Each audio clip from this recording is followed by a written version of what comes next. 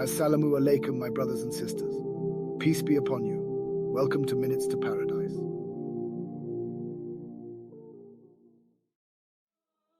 What is Aqidah? Aqidah in Islam constitutes the foundational beliefs and principles that underpin the faith.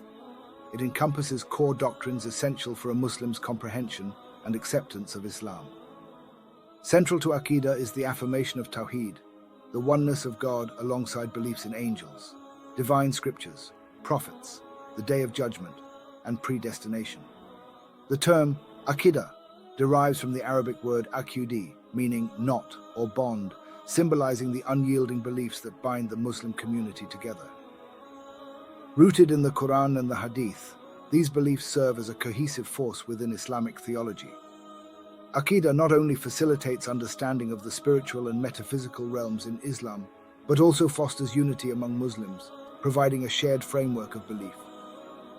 While variations may exist among Islamic sects regarding certain aspects of Aqidah, its foundational principles remain universally significant. Studying Aqidah is crucial for Muslims, as it strengthens faith and deepens comprehension of Islam's fundamental beliefs.